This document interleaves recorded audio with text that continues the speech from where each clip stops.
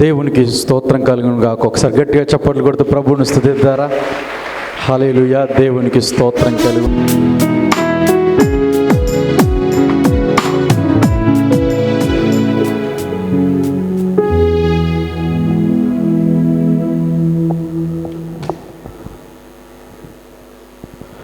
మన తండ్రైన దేవుని నుండి ప్రభువైన క్రీస్తు నుండి కృపయు సమాధానము మీకు కలుగును గాక. ఈ స్థలంలో మీ మధ్య నిలబడటానికి నాకు ఇచ్చినటువంటి అవకాశాన్ని బట్టి ప్రియ సహోదరి కస్తూరమ్మ గారికి, వేదికలు అలంకరించినటువంటి శాలమరాజు గారికి, కెనడీ గారికి, విచ్చేసి మీ అందరికీ కూడా ప్రభువైన యేసుక్రీస్తు నామములో శుభములు కలుగును గాక. పరచం సంవత్సరాది మొదలుకొని సంవత్సరాంతం వరకు కూడా ఫలము, నీరు తీర్థం, పచ్చని పత్రాలు, అందమైన పుష్పాలు, రుచికరమైనటువంటి ఫలము దేవునికి సమర్పించి దేవుని యొక్క ఆశీస్సులు పొందాలని మానవుడు కోరుకుంటాడు. చివరిగా ఏమీ లేకపోయినా నీళ్లు అభిషేకించి తీర్థంగా పుచ్చుకునేటువంటి ఆనవాయితీ. ఎప్పుడైతే ఆ నీళ్లు ఇవ్వబడ్డాయో, చల్లబడ్డాయో, అప్పుడు పాపాత్ముడైనటువంటి మానవుడు దేవుని యొక్క అనుగ్రహాన్ని పొందుతాడు.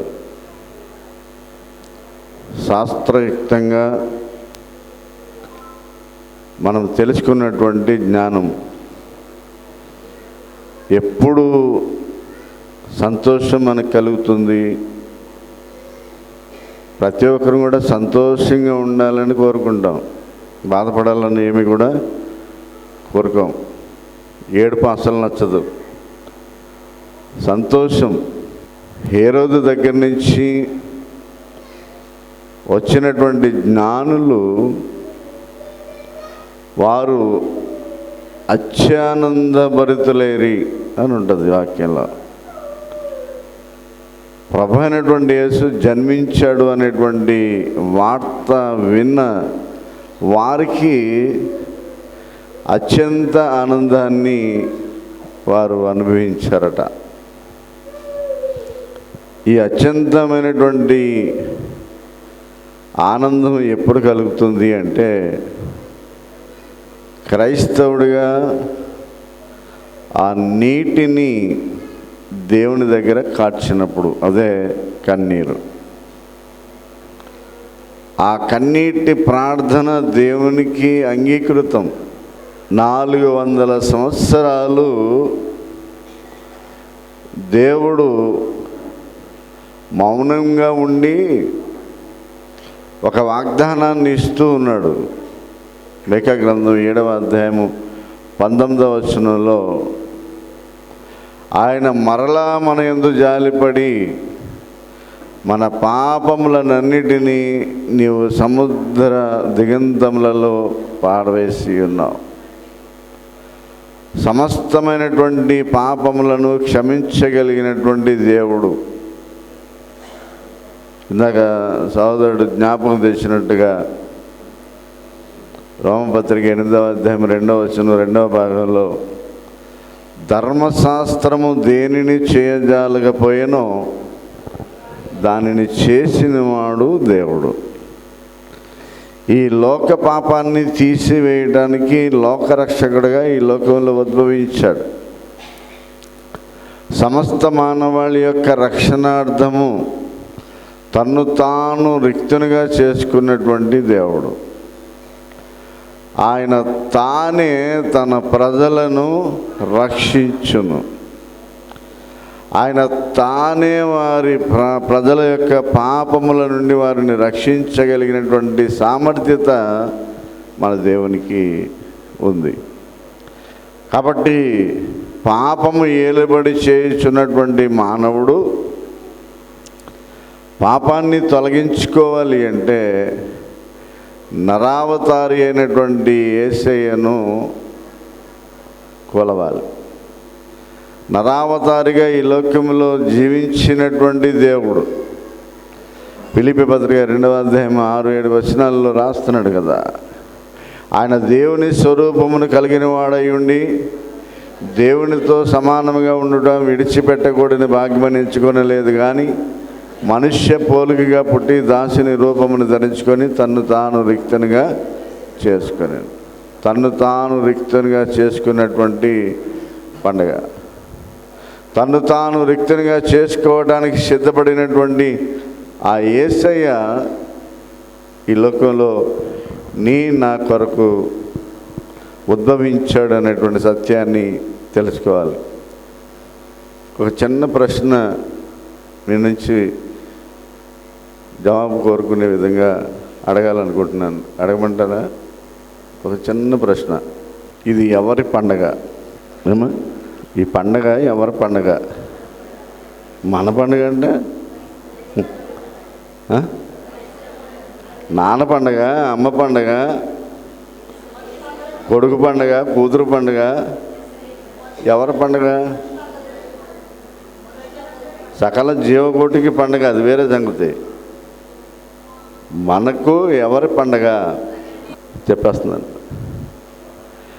ఈ పండగ ఆడపడుచుల పండగ. ఎవరి పండగ? ఆడపడుచుల పండగ. తెలుసో తెలీదు, నాకైతే తెలియదు, కానీ తెలుసుకోండి. పండక్కి కొడుకుని ఆహ్వానిస్తారా, కోడల్ని ఆహ్వానిస్తారా, కూతురిని అల్లుడిని ఆహ్వానిస్తారా? చెప్పండి. మా అమ్మాయి వచ్చుద్దండి, మా పాప వస్తుందండి. నానేటి మా పాప వస్తుంది కదా ఏంటి? ఏ ప్రాంతానికైనా వెళ్ళండి, ఏ జనంలోకైనా వెళ్ళండి, ఈ పండుగ ఎవరి పండుగ అమ్మా? ఎందుకు? ఆడపడుచుని పిలుస్తాం, వెళ్ళిపోయేటప్పుడు ఉన్న కాసేపట్లో వాళ్ళు మాట్లాడి పెద్దక్క బాగా ధనవంతురాలని ఇంత మూట కట్టుద్ది మా అమ్మ. మా ఆయన పనికిమాలినోడు కనుక నాకేదో కొనామనికి పంపుతుంది. వస్తేనేమో ఈలగ బాధ, రాకపోతేనేమో ఆడుతోడు బాధ. ఎవరితోటి? రాకపోతేనేమో ఆడు తప్పుతాడు, వస్తేనేమో వీళ్ళు కష్టపడిపోతారు. ఎందుకు వచ్చింది అని చెప్పి కామెంట్స్ విసిరి అక్కడ రుసరుసలు ఆడుకుంటా వెళ్ళిపోతారు. కానీ యాక్చువల్గా ఈ పండగ ఆడబిడ్డల పండుగ అని ఎందుకన్నాము అంటే, చాలామంది పెద్దవాళ్ళు మాట చెప్తారు, ఆడపడుచు చల్లగా ఉంటే మీరు నున్నగా ఉంటారా అని. అవునా కదా? అదే చెయ్యం మనం కదా. కట్టుకున్న దానికి భయం కదా. మెయిన్ భయం ఎక్కడ దొరుకుతుంది? కట్టుకున్న దానికే భయపడతాడు. చెల్లిదిని చూసి చూడనట్టు చాటు మాటుగా వెళ్ళి చూసి వస్తూ ఉంటాడు కదండి. ఎందుకు ఆడపడుచు పండుగ అన్నారంటే చూద్దాం. యెహోషువ గ్రంథము 2వ అధ్యాయము 12వ వచనం. సరే నేను నీకు ఉపకారము చేసిదని కనుక మీరును నాకు ఉపకారము చేసి నా తల్లియు, నా తండ్రియు, నా అన్నదమ్ములు, నా అక్క చెల్లెండ్రు చావక బ్రతుకునిచ్చినట్లు యెహోవా తోడని ప్రమాణము చేయడనను. ఆడబిడ్డ ఏం కోరుకుంటుంది? ఎక్కడా వేరే రిలేషన్షిప్ లేదు. నా తల్లి, నా తండ్రి, నా అన్నదమ్ములు, నా అక్క చెల్లెండ్రు చావక బ్రతుకునివ్వాలి. వాళ్ళు రక్షింపబడలేదు, దేవుని వాక్యం తెలియదు, దేవుడెవరో తెలియదు, వాళ్ళు నాశనమైపోయేటువంటి పరిస్థితుల్లో ఉన్నారు. వీళ్ళందరితో పాటు వాళ్ళని కూడా దహనం చేసేటువంటి పరిస్థితుల్లో దయచేసి నా తండ్రి ఇంటిని జ్ఞాపకం తెచ్చుకోండి అని ప్రార్థన చేసింది. అందుకని దేవుడు ఆ ప్రార్థన ఆలకించి ఆమెను ఎక్కడ తీసుకొచ్చాడు? మత్తయి సువార్త 1వ అధ్యాయం 5వ వచనంలో వినండి చాలు. నయస్సోను సల్మానును కనెను, సల్మాను రాహాబునందు బోయేజును కనెను.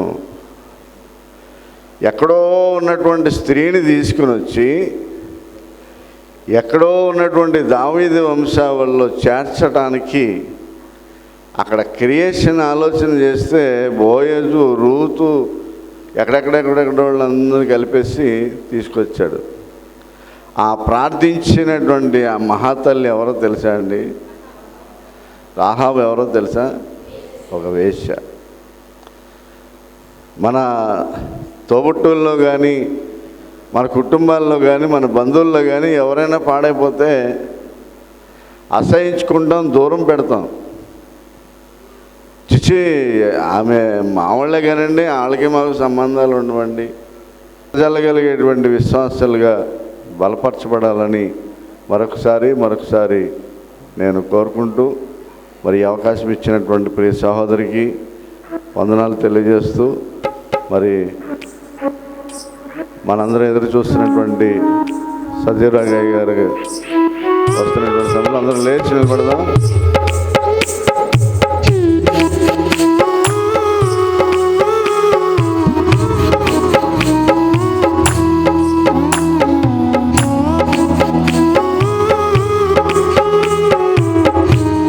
దేవునికి స్తోత్రం కలుగును గాక. మన మధ్యలో రెవరెండ్ డాక్టర్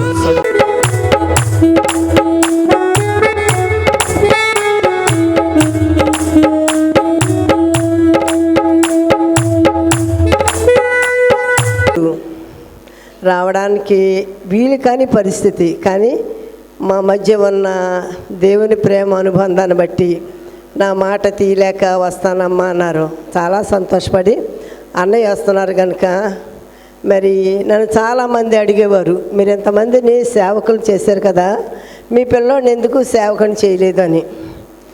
నేను ఒకే మాట చెప్పేదాన్ని, వారంతటి వారు దేవుళ్ళకి వచ్చి నా దగ్గర తరబీదు అయ్యారు. దేవుని కృపను బట్టి నేను అభిషేకించినప్పుడు దేవుని ఆత్మ వారి మీదకి వచ్చి వారిని దేవుడి సేవలో వాడుకున్నారు. పెరట మొక్క వైద్య కనుక పనిచేయదు. నేను వాళ్ళకి అమ్మను కనుక నా మీద అంత గొప్ప నమ్మకం నా పిల్లలకి లేకపోవచ్చు.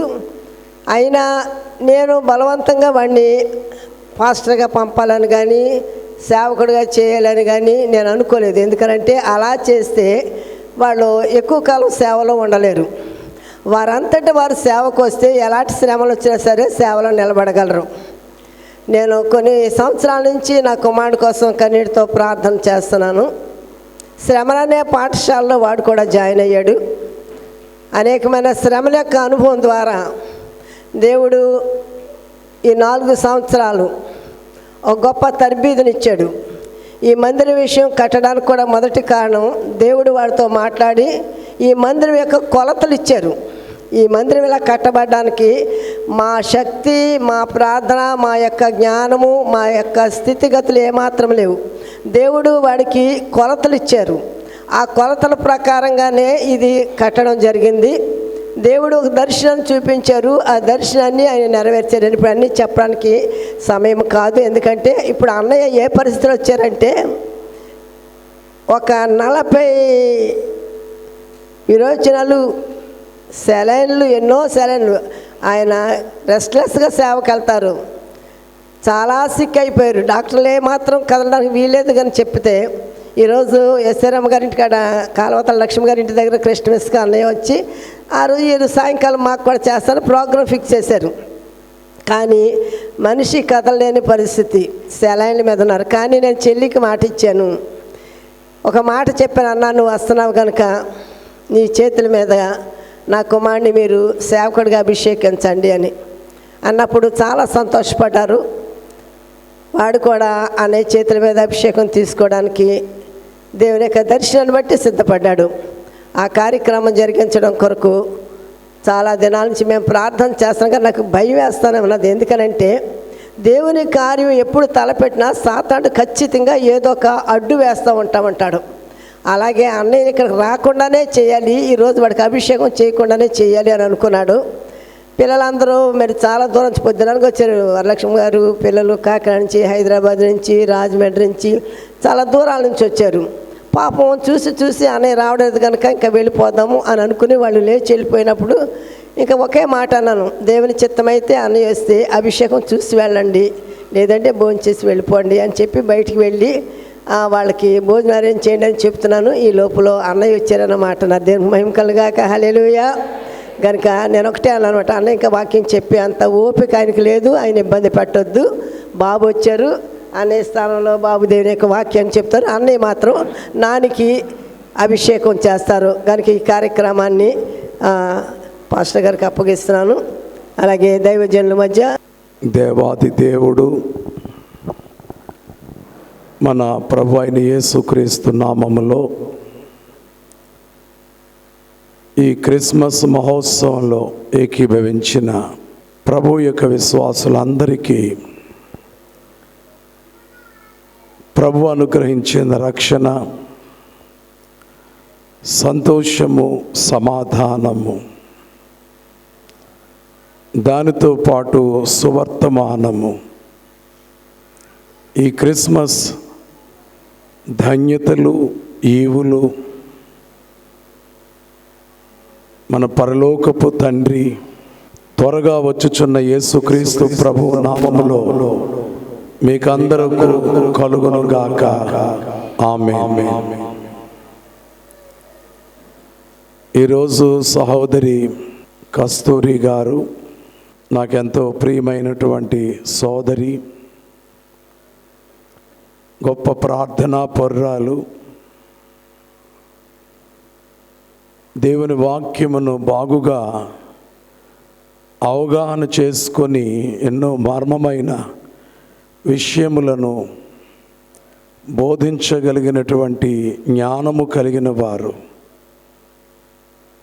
గొప్ప ప్రార్థనా పరురాలు, నిరాడంబరమైన జీవితం. ఆ జీవితం ద్వారా మన ప్రభు అయినటువంటి యేసుక్రీస్తును ఘనపరిచి చేసిన సేవకు తార్కాణం ఈ అందమైన ఘనమైన దేవాలయం. చాలా సుందరంగా ఈ ఆలయము కట్టడానికి ఎంతో కన్నీళ్లతో చేసుకున్న ప్రార్థనలు, శక్తి వంచన లేకుండా చేసినటువంటి సేవ, పట్టుదలతో దీక్షతో చేసినటువంటి పనిని బట్టి ఇంత గొప్ప ఆలయము కట్టబడినది. ఈ సందర్భంగా నేను జ్ఞాపకం చేసేది దేవుని వాక్యంలో నుండి జకరియా ప్రవక్త తను రాసినటువంటి సంగతులు అనేకములుండగా 2 విషయాలు అందులో వ్రాయబడ్డవి. అది జకరియా గ్రంథము 3వ అధ్యాయము 8వ వచనములో, చిగురు అను నా సేవకుని నేను రప్పింపబోచున్నాను. చిగురు అనగా చిన్నది, క్రొత్తది, ఫలింపునకు ప్రారంభము. అది ప్రభువును గురించి చెప్పబడినటువంటి మాట. ఎందుకనగా యెషయా ప్రవక్త యెషయి మొద్దు నుండి చిగురు పుట్టును అనేది యేసుక్రీస్తు ప్రభువును గురించి ఆయన తెలియచేసినటువంటి మాట.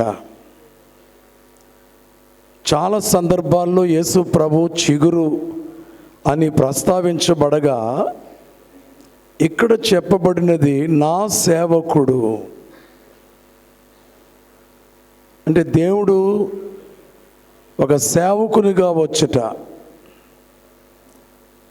దేవుడు అనేది ఉన్నతమైనటువంటి స్థితి, సేవకుడు అనేది సామాన్యమైనటువంటి స్థితి. ఆయన ఎంత ఉన్నతమైన వాడో బైబిల్ మాటల్లో చెప్పాలంటే, దేవదూత పలికినది, పుట్టబోయేటువంటి శిశువు గొప్పవాడు, సర్వోన్నతుని కుమారుడు. సర్వోన్నతుడు అంటే ఆయన కంటే ఉన్నతమైన వాడు ఇంకొకడు లేడు.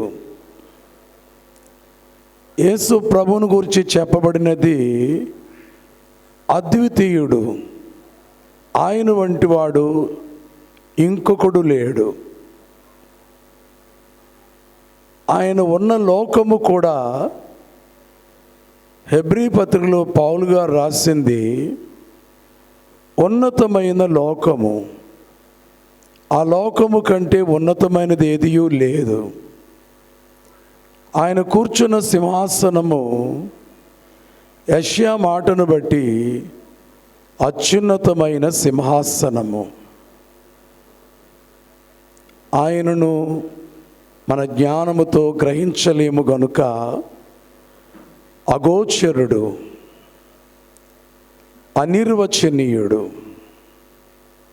ఆద్యంతరహితుడు. దేవుని గొప్పతనాన్ని మనము ఎంత ఆలోచన చేసినా, వేరే పని ఏమీ లేకుండా దేవుని గొప్పతనాన్ని గూర్చి మనము ధ్యానము చేసిన, మన జ్ఞానమునకు కానీ మేధావుల జ్ఞానమునకు కానీ, కడకు ప్రపంచ చరిత్రలో నభూతో నభవిష్యతి అన్నట్లుగా సొలొమోను వంటి మహాజ్ఞానికి కానీ సంపూర్ణముగా దేవుని గొప్పతనము గ్రాహ్యము కాదు. అది దేవుని గొప్పతనము, క్రీస్తు ప్రభు గొప్పతనం. ఈ రోజున కూడా ప్రపంచములో ఆయనకు సాటి అయిన వారు ఎవరూ లేదు అనేది మంచి మనస్సు కలిగిన ప్రతివారు అంగీకరించవలసినదే. రాజులైనను రాణులైనను సాగిలపడి ఆయనకు నమస్కారం చేశారు. ఆయన గొప్పతనము చిన్నతనములోనే వెల్లడి అయినది. దేవదూత చెప్పిన వర్తమానములో కానీ, జ్ఞానులు చేసిన ఆరాధనలలో కానీ, దేవదూత చేసినటువంటి ప్రకటనలో కానీ ఆయన ఎంత గొప్పవాడో వెల్లడి అయినది. ఆ దేవుడు సేవకుడుగా వచ్చుట బహుశా ఇది అధమ స్థానము. అత్యున్నత స్థానము నుండి అధమ స్థానమునకు ఎవరు వస్తారు? బహుశా మనము సర్వెంట్ అని చూస్తూ ఉంటాము. ఇది చాలా చిన్న పని, చాలా చిన్న పనివానికి ఉండే పేరుగా మనం భావిస్తూ ఉంటాము.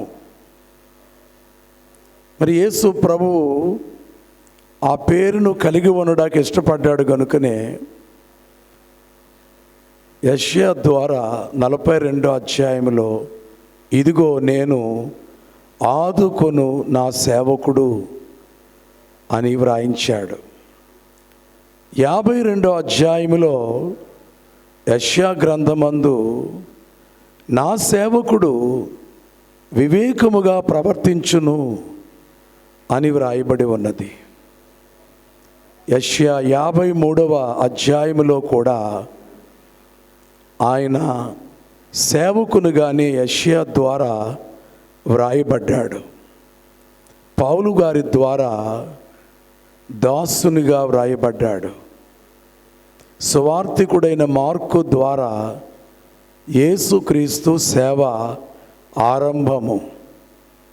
అనగా రాజుగా మత్తయి సువార్తలో కనబడిన యేసుక్రీస్తు ప్రభు మార్కు సువార్తలో కాడి మోయిచున్న ఒక ఎద్దు యజమానుని యొక్క భారము, అనగా తాను మోపిన భారమును ఎలాగూ మోయునో సేవకుని రూపములో మార్కు ద్వారా లోకమునకు ఆయన ప్రత్యక్షమయ్యారు.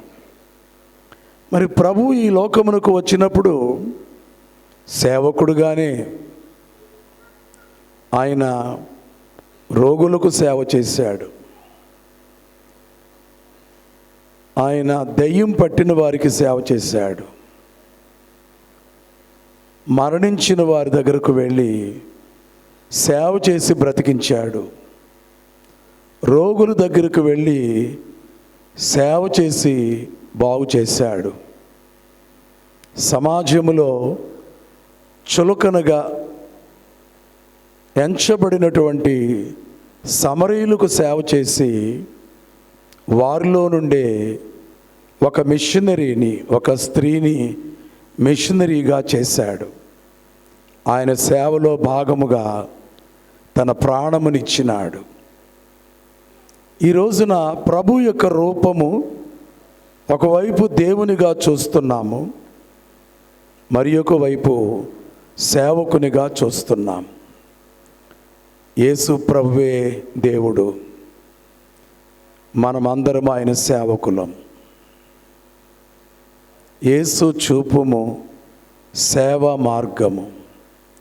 నీవు సేవ చేసినట్టి రీతి సేవ చేయునట్లు మాకు నేర్పుము, ఆశ తీర్పుము అని దైవజనుడు దేవదాసయ్య గారు రాసినారు. నీవెలా సేవ చేశావో అలాగూ సేవ చేయడము మాకు నేర్పించు. ఈ సేవకు చాలా ఓర్పు కావాలి, తగ్గింపు కావాలి. వినయ మనస్కులై ఉంటేనే సేవ చేయగలరు. మరి అలాంటి సేవ ఎప్పుడు కూడా వ్యర్థము కాదు, అది ఫలింపులోనికి వస్తుంది. యేసు ప్రభు చేసిన సేవను బట్టే దీనులు ఘనులయ్యారు, పామరులు పండితులయ్యారు. యేసు ప్రభు చేసిన సేవను బట్టే సమాజంలో చులకనగా చూడబడిన వారందరూ తలపైకెత్తి వారి వైపు చూచేటట్టు ఘనమైన స్థానంలో దేవుడు వారిని నిలవబెట్టాడు. ఎలిజబెత్ రాణి టవర్ ఆఫ్ ఇంగ్లాండ్ లండన్లో ఉంటుంది. పైకి నిరాడంబరంగానే ఉంటుంది ఆ భవనం. లోపలికి వెళితే ఆమె ధరించే కిరీటములు ఉంటాయి. ఎన్నో కిరీటాలు ఉన్నాయి అక్కడ. సాధారణంగా ఆమె ధరించుకున్న ఒక కిరీటము, దాన్ని మనం ఇది ఆమె కిరీటం అని భావిస్తాము. రాణిగా అభిషేకం చేసిన రోజున ఒక కుర్చీ, దానిలో కూర్చుంటుంది. కిరీటము ధరింప చేస్తారు, ప్రభువు పేరిట అభిషేకం చేస్తారు. ఎలిజబెత్ రాణి ఆ కుర్చీలో కూర్చున్న తర్వాత 52 సంవత్సరములు ఆ కుర్చీ ఖాళీగానే ఉంది. మరలా ఎవరు రాణి అవుతారో, రాజు అవుతారో వారు మాత్రమే ఆ కుర్చీలో కూర్చుంటారు. వెస్ట్ మినిస్టర్ యాబే లండన్లో ఉంది. దాన్ని చూచినప్పుడు చాలా సంతోషపడ్డాం. దానికి కారణం ఏమిటంటే ఆ కిరీటము వజ్ర వైడూర్యాలతో అది తయారు చేయబడినప్పటికీ దానికి పైన సిలువ ఉన్నది. వజ్ర వైడూర్యాలతో పొదగబడిన సిలువ. సిలువను పైన ఉంచారు. ఎందుకు అంటే ఈ సిలువను బట్టే మాకే ఘనత వచ్చింది. జన్మమే కానీ అది కూడా ఒక రకమైన సిలువే, శ్రమే. పశువుల తొట్టి కావచ్చు, పశువుల పాక కావచ్చు, బెత్లెహేం పల్లె కావచ్చు, పేద మరియ గారు కావచ్చు, శ్రమ. కానీ నీ సిలువను బట్టి ఈ రోజున ఈ మకుటము గనుక సిలువను ఘనపరిచి ఆ కిరీటము ఆమె శిరస్సు మీద ఉన్నది. ఈ రోజున సహోదరి నిర్మాణము చేయించిన ఈ ఆలయమునకు వచ్చినప్పుడు చాలా పొడుగుగా అందముగా సిలువ కనబడుచున్నది. బహుశా సోదరి జీవితంలో కూడా ఈ సిలువ ఉన్నది. ఆ సిలువయే సోదరి సేవకు ఘనతను తెచ్చినది. ఆ సిలువ మార్గములోనికే కుమారుణ్ణి ఈ రోజున తీసుకొని వస్తూ ఉన్నారు. ఇది చాలా ఉన్నతమైన విషయం. జకరియా చెప్పిన ఇంకొక మాట చెప్పి నేను పూర్తి చేస్తాను నా మాటల్ని. జకరియా గ్రంథంలో 6వ అధ్యాయములో చదవద్దు కానీ 12వ వచనము నుండి మనము చూచినట్లయితే, నా సేవకుడు వస్తాడు,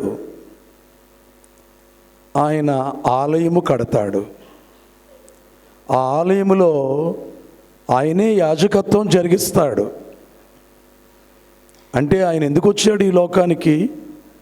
1:3-8 బట్టి జకరియా గ్రంథం సేవ చేయడానికి వచ్చాడు. రెండవది ఆలయమును కట్టడానికి వచ్చాడు. ఆ ఆలయమే యేసు ప్రభు సంఘం. మనము ఆయన ఆలయముగా కట్టబడ్డాం.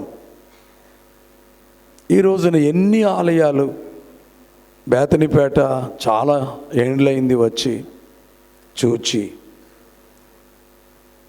మరి నేను చూచినప్పటికీ ఇప్పటికీ చాలా మార్పు వచ్చింది. అడుగడుగున ఆలయాలు ఉన్నవి. ఇది చాలా సంతోషాన్ని కలిగించింది. ఇంకా కొన్ని ఆలయాలు నిర్మాణములో ఉన్నవి. ప్రపంచంలో ఎక్కడికి వెళ్ళినా ఈవేళ ఎన్నో గొప్ప ఆలయాలు. ఆలయం ఎవరు కడుతున్నారు అంటే, యెహోవా ఇల్లు కట్టించని ఎడల అంటే యెహోవాయే ఇల్లు కట్టిస్తున్నాడు. యేసు ప్రభు ఆలయం. ప్రతి ఆలయము ఆయన ఘనతను చాటి చెబుతూ ఉంది. ప్రపంచంలో ఎన్నో గొప్ప ఆలయములు ఉన్నవి, కానీ క్రైస్తవ సంఘమునకు మొదటి ఆలయం బెత్లెహేం, పశుల పాక. ఎంత నిరాడంబరంగా మొదటి ఆలయం ఉంది. ఈ రోజున లోకంలో ప్రభుత్వాల వారు కట్టలేనన్ని గొప్ప ఆలయాలు, భవనాలు క్రైస్తవ సంఘం కడుతూ ఉంది. మిషన్లు ఎన్ని ఉన్నా కానీ అందరము కూడా క్రైస్తవ సంఘముగా పిలువబడుచున్నాం. అందుకనే క్రైస్తవ సంఘమా, ఘనకార్యములు చేయు కాలము వచ్చును తెలుసునా? క్రీస్తు ప్రభు నీ క్రియల మూలముగా కీర్తి పొందునని తెలుసునా? కీడు నోడింతువు తెలుసునా? కిటుకు విడగొట్టుదువు తెలుసునా? క్రైస్తవ సంఘము యొక్క ఔన్నత్యత సంఘము ఆలయము ద్వారా వెల్లడగుచుంది. ఇందులో సేవ చేసుకోవడం, యెహోవా తమకు దేవుడుగా గల జనులు ధన్యులని ఉంది పాత నిబంధనలో. ఇప్పుడు యేసుక్రీస్తును దేవునిగా గల జనులు ధన్యులు. ఆ ధన్యత మనం ఒక ప్రసంగంలో చెప్పుకోలేం, ఒక ఏడాదిలో చెప్పుకోలేం. నేను అనుకుంటూ ఉంటాను, ఈ క్రిస్మస్ కాలంలో వేరే పుస్తకాలకు వాడి వివరాల్లోకి వెళ్ళక్కర్లేకుండానే ఒక యెషయా రాసినటువంటి 7వ అధ్యాయము, 9వ అధ్యాయము, 14వ అధ్యాయములో నుండి సంవత్సరమంతా చెప్పుకునేటువంటి అంశములు ప్రభు యొక్క జన్మమును, ఆయన జీవితాన్ని, ఆయన యొక్క పరిపాలనను తెలియచేసే విషయాలు యెషయాకు దేవుడు బయలుపరిచాడు. అంత గొప్ప దేవుణ్ణి మనం కలిగి ఉన్నందుకు మనం ధన్యులు. ఇలాంటి ఆలయములోను సంఘ సేవలోను మన ప్రియ సోదరి కస్తూరి గారి యొక్క కుమారుడు దేవుని సేవకులుగా ఏర్పాటు చేయబడ్డానికి సోదరికి ప్రభు యొక్క ఆత్మ అనుగ్రహించిన ప్రేరేపణ, నడిపింపు, దర్శనం. ఈ రోజున కుమారుని కొరకు ప్రార్థన చేసి ఈ కార్యక్రమాన్ని జరిగించుకుందాము.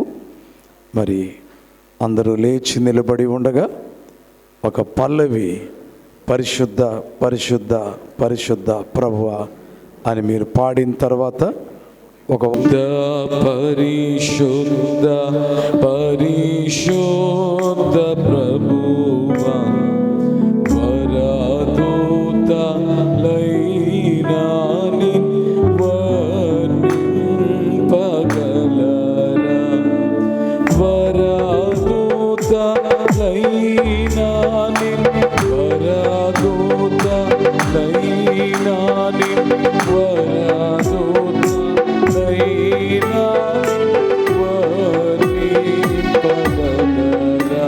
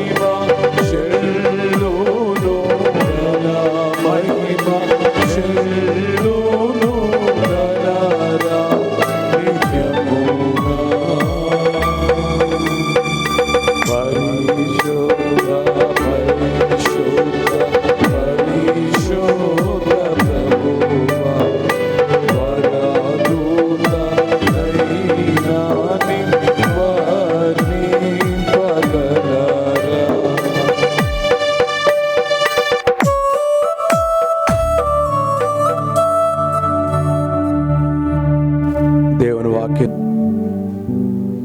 36వ వచనం నుండి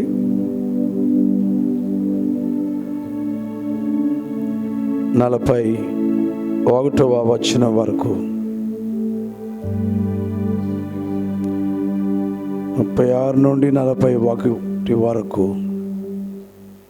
మేలిమి బంగారము రేకు చేసి ముద్ర చెక్కినట్లు దాని మీద యెహోవా పరిశుద్ధుడు అను మాట చెక్కవలెను.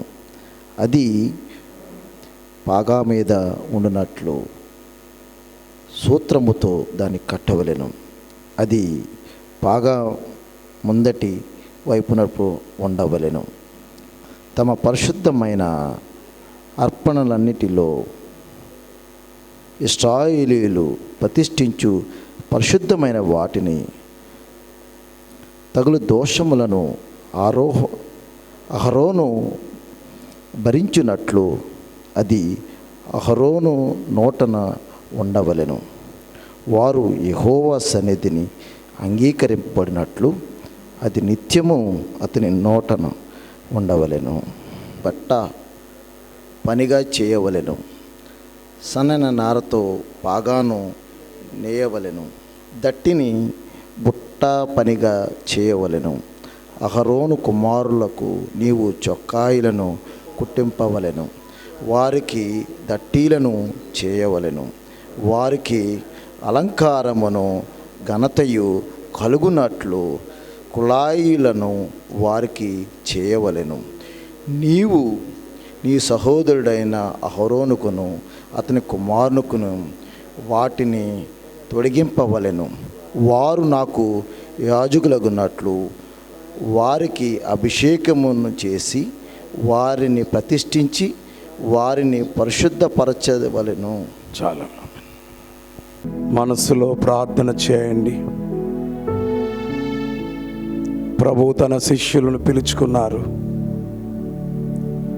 మీరు సర్వలోకమునకు వెళ్ళి సర్వ సృష్టికి సువార్తను ప్రకటించండి అని ఆజ్ఞ ఇచ్చారు. వారు బయలుదేరి భూలోకమందంతటా సంచారము చేసి యేసే క్రీస్తుని ప్రకటించారు. ఆ ప్రకటనతో ప్రపంచమంతా క్రైస్తవ సంఘము ఏర్పడింది. యాజక ధర్మమును జరిగించడానికి పాత నిబంధన సంఘములో దేవుడు అహరోనును ఏర్పాటు చేసి అభిషేక తైలమును పోయించి తన శక్తితోనూ ఆత్మతోనూ అభిషేకించి వారిని వాడుకున్నాడు. మన ప్రభు అయిన యేసుక్రీస్తు, క్రీస్తు అనగా అభిషిక్తుడు గనుక అభిషిక్తుడై అధికారము కలిగిన వాడై ఆయన ఆరంభించిన పని, భూమి యందంతట నాకు సర్వాధికారం ఉన్నదని చెప్పిన ప్రభు ఆ సర్వాధికారముతో సర్వలోకమందంతటా ఆయనే పాలన చేయుచున్నాడు. రాజులెవ్వరు రాజ్యసింహాసనము లేవియు స్థిరము కాదు, కానీ నీ రాజ్యము వచ్చునుగాక, నీ చిత్తం పరలోకమందు ఎలాగూ జరుగునో అలాగూ భూమి యందు జరుగునుగాక అని ప్రభు నేర్పిన ప్రకారము మనకు ఆయన రాజై, సంఘములకు ఆయన రాజై, 1000 ఏండ్లలో రాజ్య పరిపాలన చేయు రాజై, సర్వకాలము రాజై, అభిషిక్తుడు తన అభిషిక్త అధికారం ఎంత గొప్పదో ప్రభు రుజువు చేయించు ఉండగా, ఈ సమయంలో కుమారుని దేవుని సేవకునిగా అభిషేకించే కార్యములో మీరందరూ మీ మనసులో ప్రార్థన చేయండి. ఒక్క పల్లవి, దైవాత్మ రమ్ము నా తనువున వ్రాలుము అనేటట్టి పల్లవి పాడుకుందాం. దైవాత్మారమ్ము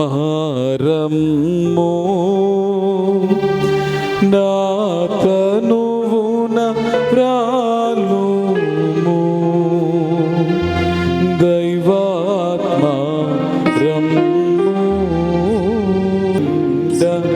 చేరివసింపుము,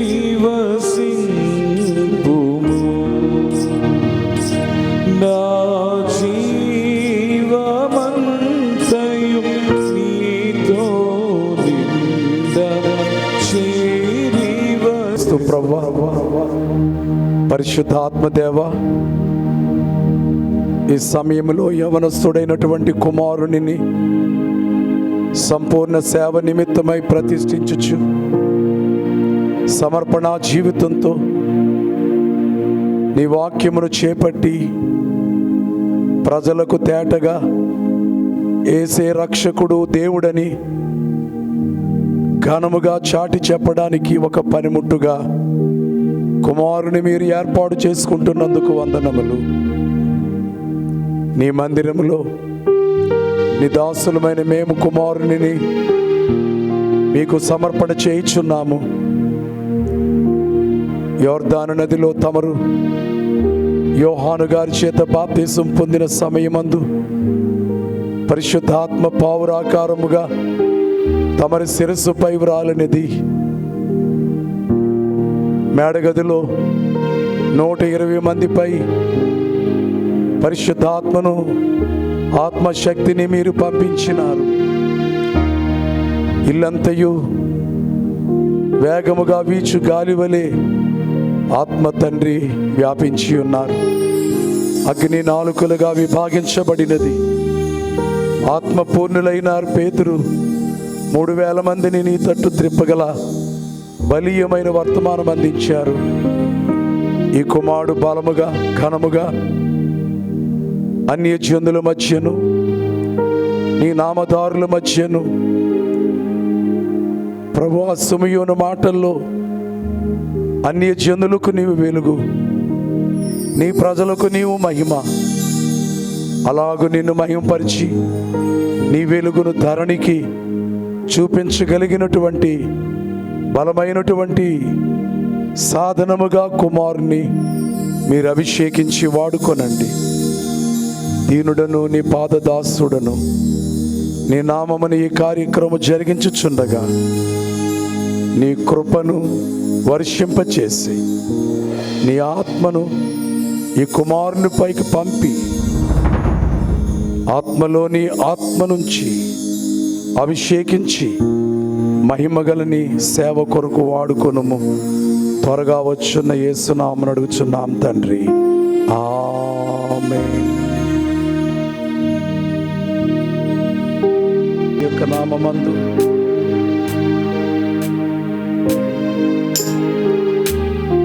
రక్షణకర్త పెండ్లి కుమారుడుగా వచ్చున్న యేసు ప్రభు నామమందు నిత్యము తోడుగా ఉండి వాక్శక్తి, ఆత్మశక్తి, వరములను ప్రసాదించు పరిశుద్ధాత్మను నామమందు దేవుని సేవకునిగా నిన్ను అభిషేకించుచున్నాను. ప్రభు యొక్క శక్తి, ఆత్మబలము, వాక్య బలము ప్రభు రాక వరకు మీకు తోడుగా ఉండి అనేకులను యేసు ప్రభు వైపు త్రిప్పిడి సాధనముగా దేవుడు మిమ్మును వాడుకొని దీవించునుగాక. ఆమేన్. ఘనమైన నీ ప్రేమ అననయంబు నీ విషయ మై సొగసుగా చురుకు ధనమోతో పరుగేట వినయ పాదము లివిగో తనువు నాదిది గోగై కునుమియో ప్రభువా నీ పనికి ప్రాతి సింపుమి.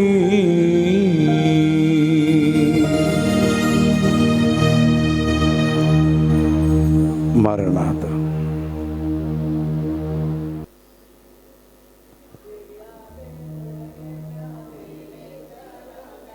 దివ్య దేవుడు నించేసిన వాడు పోషించునుగాక, రక్షాగుండం క్రీస్తు రక్షించునుగాక, పరమా వైద్యుడు స్వస్థ అరచుచుండునుగాక, పనులన్నిటిని సఫల అరచుచుండునుగాక, దైవాత్మ ధైర్యంబు తెచ్చుచుండునుగాక, అంతాల మోక్షంబు అందచేయునుగాక, విజయము ఈ పాట వినువారిగా విజయము ఈ పాట వినువారిగా మిత్రుడారము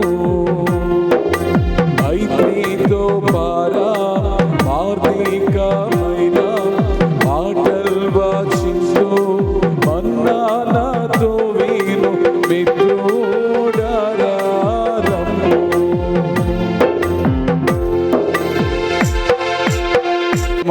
ఒకసారి యెహోవా నిసి ఫౌండేషన్ చర్చ్ తరపున అలాగే వచ్చిన వారందరూ ఒక్కసారి లేచి నిలబడి అయ్యగారికి హృదయపూర్వకమైన వందనాలు తెలియజేద్దాం.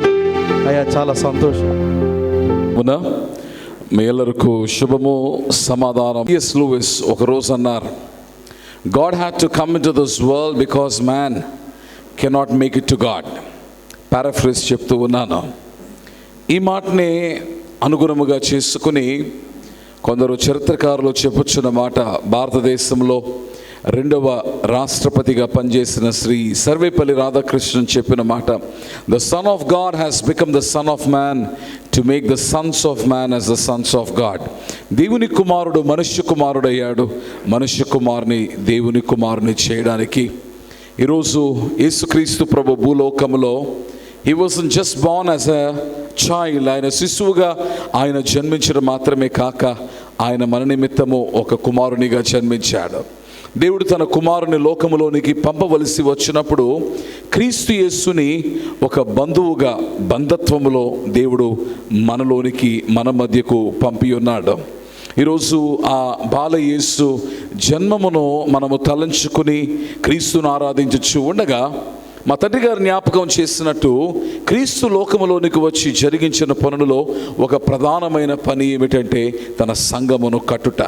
The architect of the church. సంఘమును రూపించిన వాడు క్రీస్తు యేసు.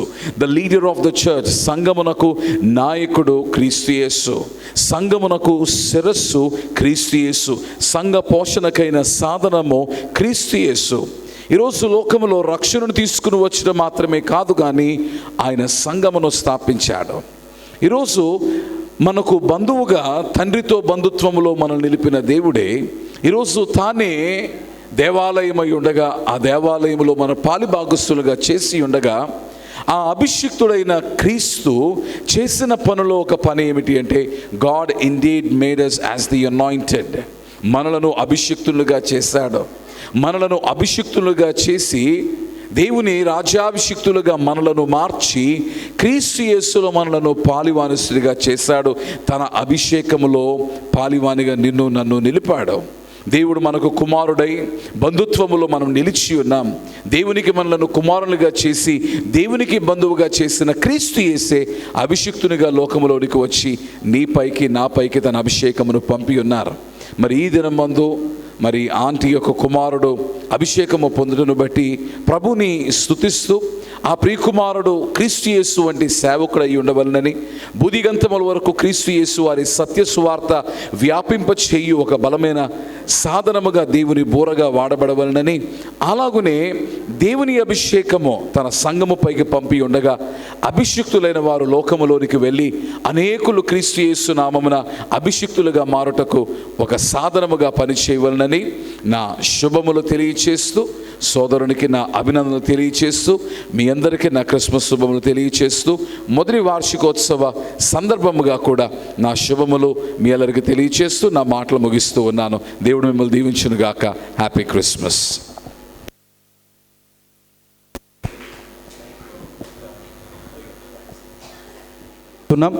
మనం ఈ యొక్క యెహోవా నిసి ఫౌండేషన్ చర్చ్ యొక్క మొదటి వార్షికోత్సవం యొక్క ముగింపులోనికి మనం వచ్చేసాం. పాస్టర్ గారు, మీరు మైకు పట్టుకొని ఒకరి తర్వాత తర్వాతకి ఇస్తున్నారు.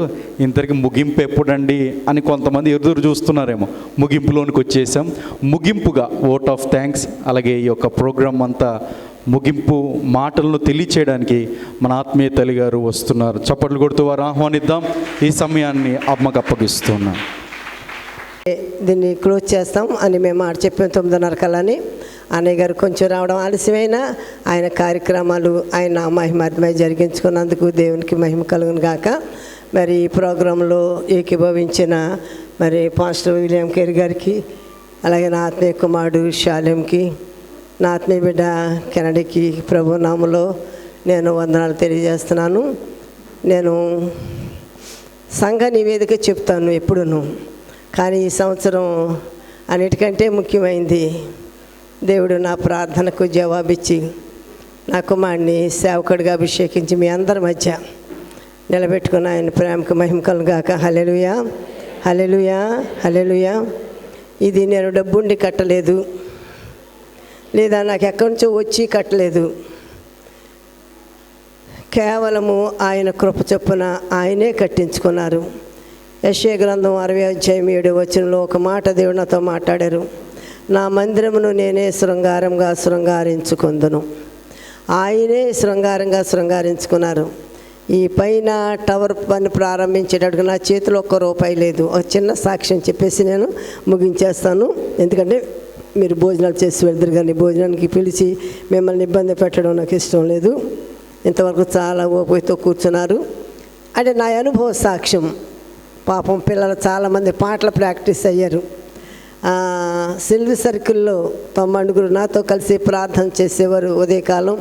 అలాగే మధ్యాహ్నం 3 గంటలకి కొన్నేటి ప్రార్థన సహవాసములో కొంతమంది నాతో కలిసి ప్రార్థన చేసేవారు. వీళ్ళందరూ సాక్షి సమూహాలే మేఘమలే ఆవరించి నా వెనక నా ప్రార్థనకి తోడుగా ఉన్నారు.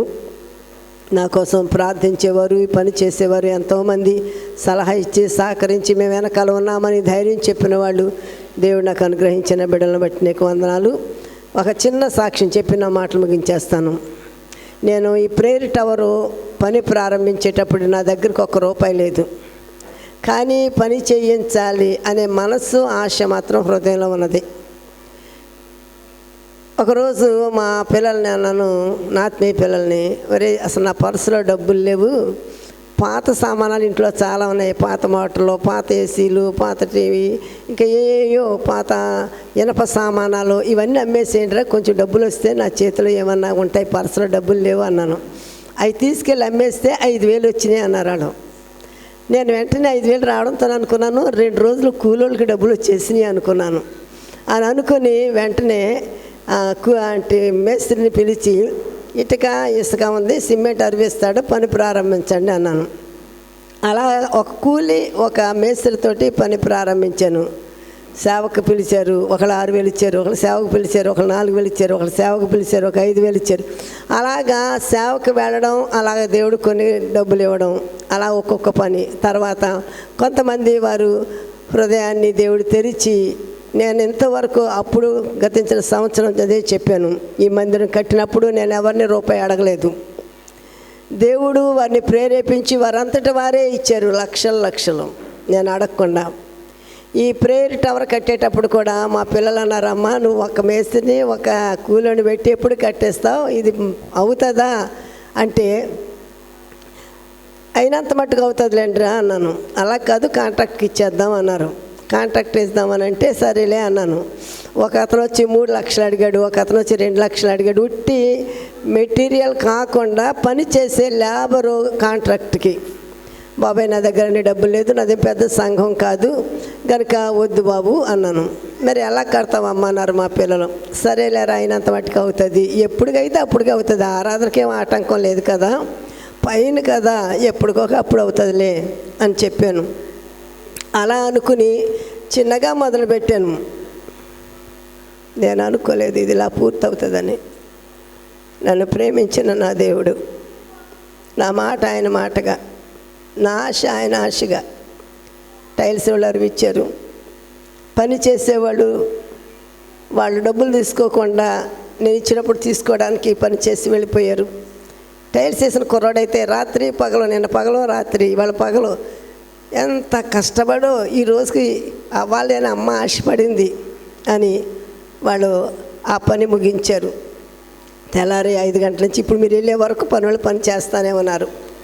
అలాగూ దేవుడే ఈ మందిరాన్ని కట్టించుకున్నాడు. నా వల్ల ఏమీ కాదు, నాలో ఏమీ లేదు, కేవలం ప్రార్థన. ఆ ప్రార్థనే ఈ దినాన్ని ఈ మందిరాన్ని నిలబెట్టింది. మీరందరూ నా కొరకు, నా బిడ్డ పరిచర్య కొరకు ఈ సంఘము సంఖ్యలో విస్తరించాలి. మీ ప్రార్థనలో జ్ఞాపకం ఉంచుకోండి. వారందరికీ వందనాలు. భోజనాలు సిద్ధంగా ఉన్నాయి, అందరూ భోజనం చేసేవారండి. విజయం పాస్టర్ గారి ప్రార్థనతో దీవెనతో మనం ముగించుకుందాం. అందరూ నిలబడితే పాస్టర్ గారు ప్రార్థన చేసి దీవెనిస్తారు. మీ ఉచితమైన కృపను బట్టి, ప్రేమను బట్టి, దయను బట్టి వందనాలు. ఇంతవరకు మీరు జరిగించిన ఈ కార్యం అంతటి కొరకు నీకు స్తోత్రాలు స్తోత్రాలు స్తోత్రాలు చెల్లిస్తున్నాం. పరిశుద్ధాత్మదేవుడా, మీరుండి సమస్తమును క్రమముగా మర్యాదగా జరిగించినందుకు కృతజ్ఞతలు చెల్లిస్తున్నాం. నా తండ్రి దేవా, ఈ రాత్రికాల సమయంలో బిడ్డలందరినీ ఆశీర్వదించండి, నిండారుగా దీవించండి ప్రభువా.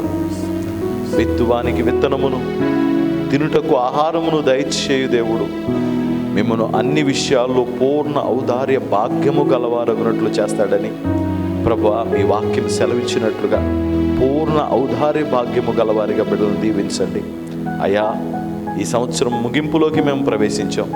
ఈ ముగింపులో, ఈ ఆశీర్వాదకరమైన కూడికలో నేను పాలు పంపులు పొందడానికి కృప చూపించారు. దేవానికి వందనాలు. గనులైన సేవకులతో కలిసి ఈ కూడిక పంచుకోవడానికి మా అందరికీ సహాయం చేశారు. దేవానికి వందనాలు. వారి యొక్క అభిషేకం మా అందరి మీద ఉండినట్లు కృప దయచేయమని నీ దీనదాసురాలను కటాక్షించి మరింత ఆరోగ్యముతో, బలముతో, శక్తితో వాడుకోమని అయ్యా నన్ను బట్టి వందనాలు. నీ దాసుడిని బలపరచండి. ఈ రోజు మొదలుకొని అయా నాటి నుండి యెహోవా ఆత్మ అతని మీదకి దిగి వచ్చాను అని రాయబడింది కాదు. ఓ తండ్రి దేవా, నీకు వందనాలయ్యా. నీ ఆత్మ ఈ దినం మొదలుకొని తన మీద నిలిచి ఉండాలి ప్రభువా. నీ ఆత్మే తనలో గొప్ప ఘనకార్యాలను జరిగించాలి దేవా. నీ ఆత్మ ద్వారానే అద్భుతాలు ప్రారంభమవ్వాలి ప్రభువా. పరిశుద్ధాత్మ దేవుడా నీకు స్తోత్రం. స్తోత్రం, స్తోత్రం, స్తోత్రం, స్తోత్రం, స్తోత్రం. ఆత్మ ద్వారానే మీ గొప్ప సన్నిధిని తోడుగా వచ్చి మీ గొప్ప ఆత్మ కార్యాలను జరిగించమని ఈ దాసుని మరింత బలపరిచి వాడుకోమని, అక్కను బట్టి తనకిచ్చిన కుటుంబాన్ని బట్టి, బిడ్డలను బట్టి, అన్నను బట్టి, తనకిచ్చిన బిడ్డలను బట్టి, కుటుంబాన్ని బట్టి మీరే ఆశీర్వదించి నీ కృపలో భద్రపరచమని, నీ సన్నిధి అయ్యా ఇక్కడ ఉన్న బిడ్డలందరికీ తోడుగా వచ్చి దీవించమని యేసు నామం పేరట వేడుకొని ప్రార్థిస్తున్నాము తండ్రి. ఆమేన్. పరలోకమందున మా తండ్రి, నీ నామం పరిశుద్ధపరచుకుని గాక, పరలోకమందు నెరవేర్చినట్లు భూమి మీద నెరవేరును గాక. మా అనుదినాన్ని మాకు దయచేయండి. మెడల ప్రాంతేశ్వరాన్ని మేము క్షమించిన ప్రకారం మా ప్రజలు క్షమించు, శోధులను కేకకిండి తప్పించు. రాజ్యము, శక్తి, మహిమ నిరంతరం నీవే. ఆమేన్. ప్రభువు నిన్ను ఆశీర్వదించి నిన్ను కాపాడును గాక. ప్రభువు నీకు తన సన్నిధి కాంతి ప్రకాశింపజేసి నిన్ను కరుణించును గాక. ప్రభువు నీ మీద తన సన్నిధి కాంతి ఉదయింపజేసి నీకు సమాధానము కలుగజేయును గాక. ఆమేన్.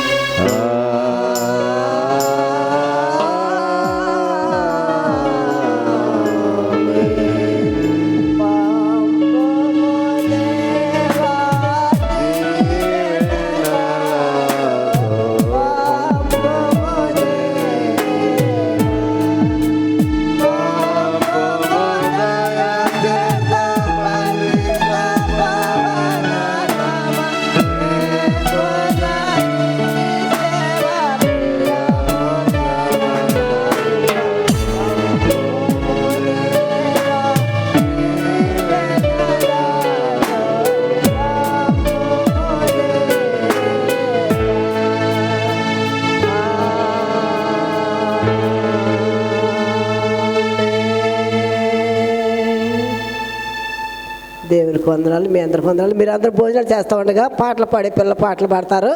ఎందుకంటే బయట ఎలాగా కనబడుతుంది. నన్నెంతగా హెచ్చించుటకు నేనెంతటి దాననయా, నాపై కృప చూపుటకు పాటి దాననయా, నన్నెంతగా హెచ్చించుటకు నేనెంతటి దాననయా.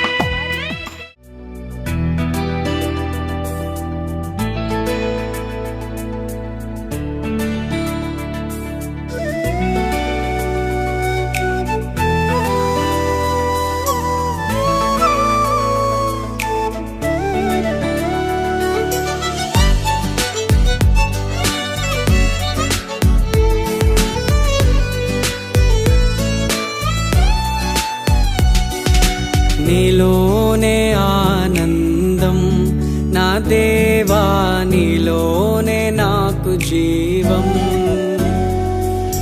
నీలోనే ఆనందం నా దేవా, నీలోనే నాకు జీవం.